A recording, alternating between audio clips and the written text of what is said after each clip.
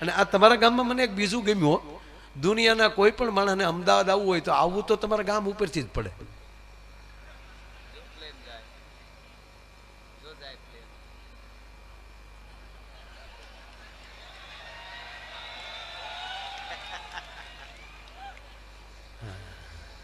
એ બારીઓમાંથી જોતા હશે. Bye bye. વાત ચાલુ. હજી તમે સાંભળો, અમે એક રાજભાઈએ જે પ્રોગ્રામ ચાલુ કર્યો જ નથી, હજી તમે ટેસ્ટિંગ કરીએ છીએ. કોઈ પણ જો ડોક્ટરે એને કોઈ પણ ટ્રીટમેન્ટ ચાલુ કરે ને તે પહેલા એ બધા રિપોર્ટ કરે. હજી રિપોર્ટિંગ ચાલે છે, પણ થઈ ગયું. હવે મને ખબર છે તમને શું જોવે છે. મૂળી વાત, નવી નવી દીકરી હજી પરણીને આવેલી, ઓલો છોકરો ક્યાં જાય? હું તો ખરેખર આ છોકરાઓને જોઉં ને, નાના નાના બાળકોને, તો હું રાજી બહુ થાવ કે કેવા ટાઈમે જન્મ્યા, ભાગશાળી તો જુઓ. આ વડીલોને પૂછો, અમે અવડા હતા, ભેળા થવા કપડા મરી ગયા, ખાખી સડીઓ પહેરી પહેરી. ઓહો, નાતું તું કોણ? સોમાહા તો અમને નવરાવતા હો.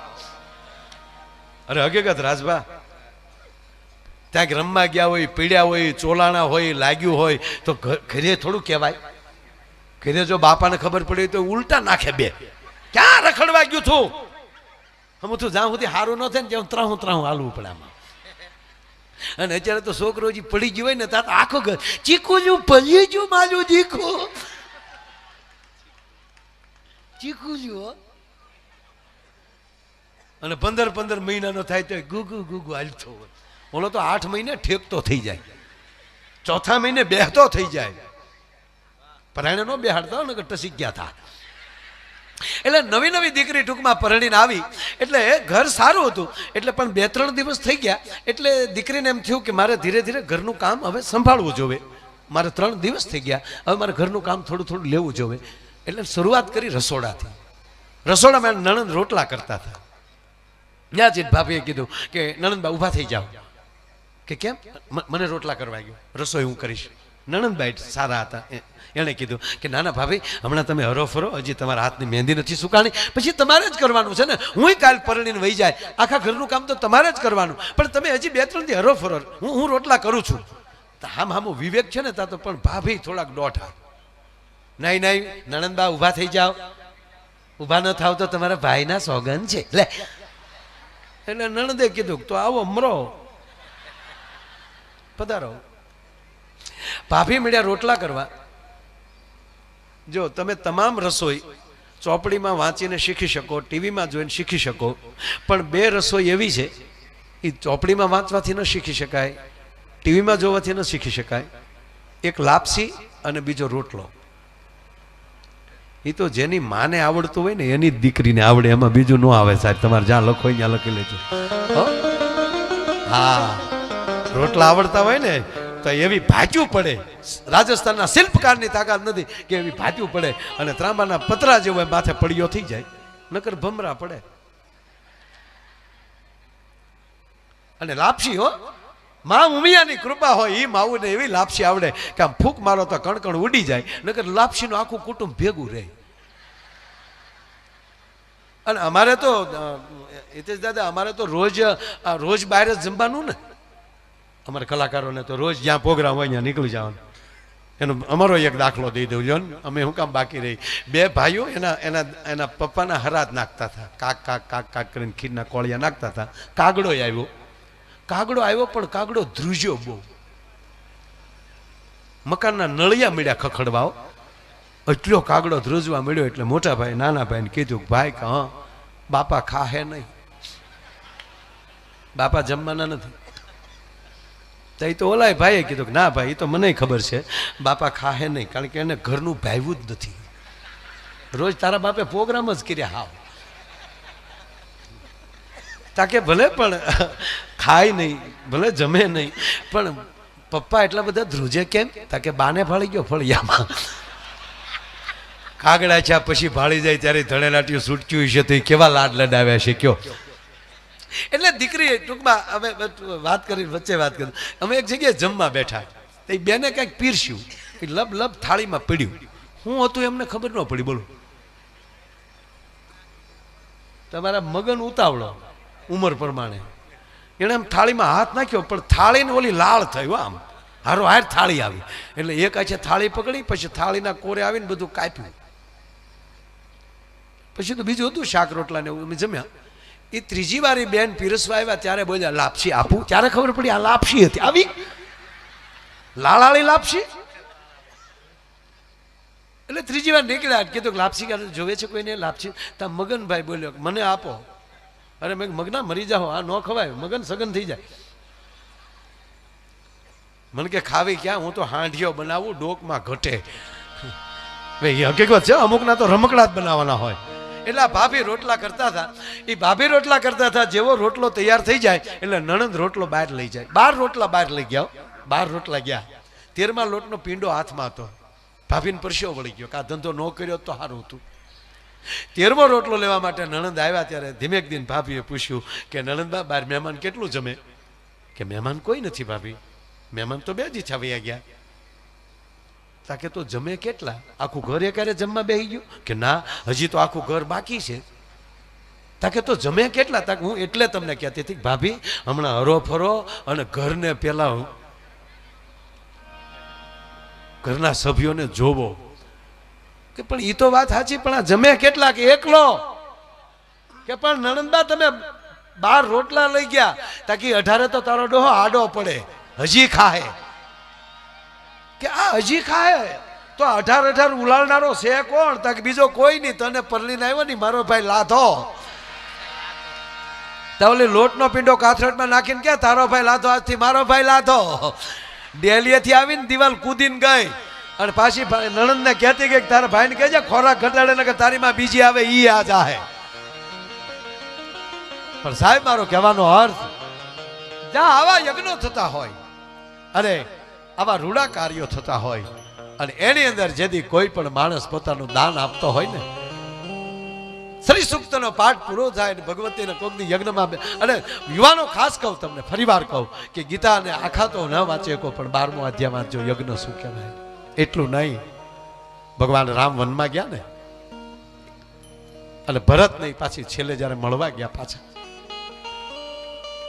બાપુ આ પ્રસંગ મને બહુ ગમે છે. જયારે ભરત મળવા જાય છે અને રામ અને ભરતનું જયારે મિલન થાય, બેસાડે છે ભરતને, આવ ભરત બેસો ભાઈ. દાદા પહેલું વહેલું રામે પૂછ્યું હોય ને ભરતને, તો શું પૂછ્યું ખબર? ભરત અયોધ્યા બરાબર છે? હા મોટા ભાઈ. ભરત આપણી અયોધ્યામાં યજ્ઞ તો ચાલુ છે ને? હા મોટા ભાઈ. આપણા ભૂદેવોને આપણા આચાર્યોને યજ્ઞની સામગ્રી બરાબર મળી રહી છે ને? કે હા મોટા ભાઈ.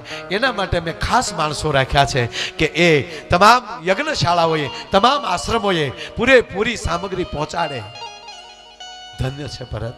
હવે રામ બોલ્યા કે સાંભળી લે ભરત, જ્યાં સુધી અયોધ્યામાં યજ્ઞ ચાલુ હશે ને ત્યારે દુશ્મનોની તાકાત નથી કે અયોધ્યાને સામું કોઈ જોઈ શકે. તો કહેવા ગયો સાહેબ, જ્યાં સુધી ભારતમાં આવા યજ્ઞો ચાલુ છે ને એ પરદેશના બાપની તાકાત નથી કે હિન્દુસ્તાનનો વાળ વાંકો કરી શકે.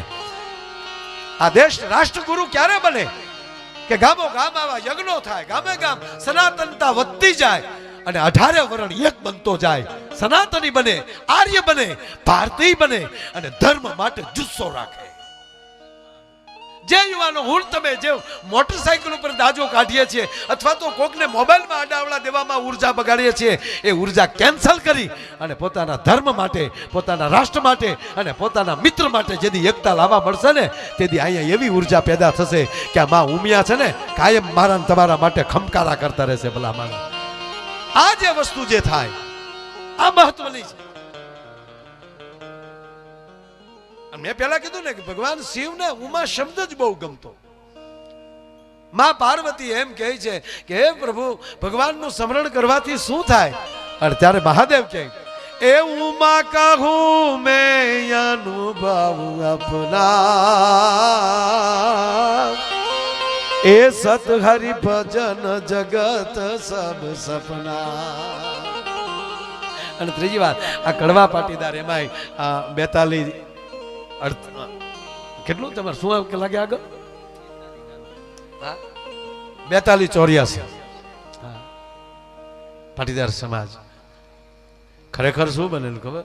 આ ભગવતી જ્યાં સુધી આપણે માં છે ને આપણી પર કૃપા કરતા રહી ને ત્યાં સુધી, રાજભાઈ કીધું ને કે અમેરિકામાં ભૂરિયા ભાડે રે, ભૂરિયા નહીં, આ બ્રહ્માંડ જ એવું છે, આ કૃપા એટલે છે આ બધા.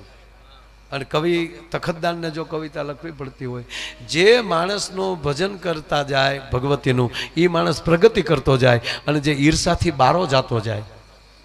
આ એક માણા કરોડની બહાર દાન કરતા એવા કેટલા મિત્રો મેં જોયા આમાં. એક એક યજ્ઞના 3-3 લાખ રૂપિયા, 6-6 લાખ રૂપિયા, આવા કેટલા કેટલા દાન છે. અને સાંભળી લો, પૈસા હોય તો દેવાયો, પણ ન હોય ને તો રંજ ન કરતા, ન દેવાનું હોય ને તો રંજ ન કરતા.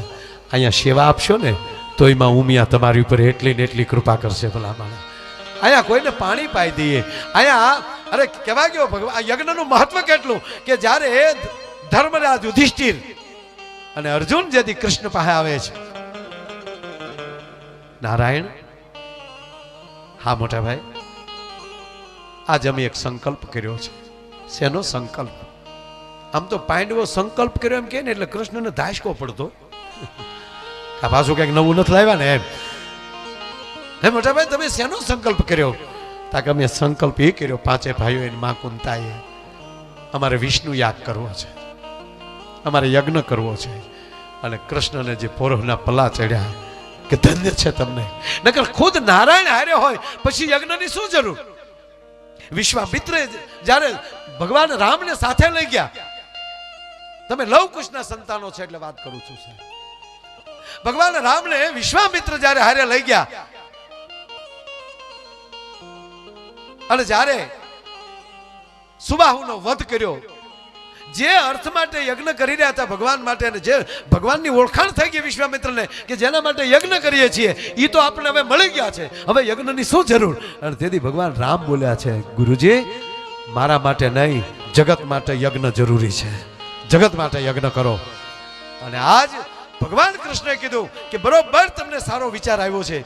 અને ત્યારે ધર્મરાજ યુધિષ્ઠિર બોલ્યા કે કૃષ્ણ તમે આમાં અમને શું મદદ કરશો?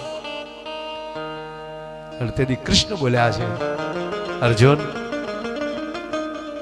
મોટા ભાઈ યુધિષ્ઠિર, તમે જ્યારે આવો યજ્ઞ કરતા હોવ તો હું કૃષ્ણ તમને વચન આપું, તમારા અતિથિઓ અને ભૂદેવો જે બ્રાહ્મણો છે ને એની પત્રાવળી હું ઉપાડવાનું કામ કરીશ, એની સેવાનું, સ્વયં સેવાનું હું કામ કરીશ.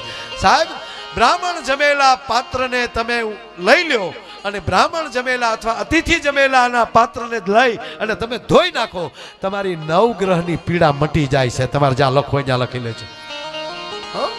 અહીંયા તો 9 ગ્રહની સ્થાપના, પુત્ર પ્રાપ્તિની અહીંયા યજ્ઞ છે, પુત્ર કામાષ્ટિ યજ્ઞ.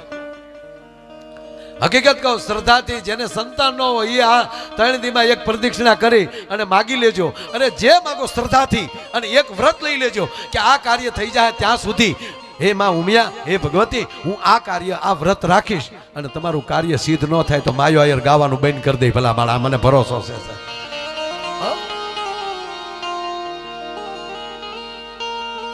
આ કાર્યો છે.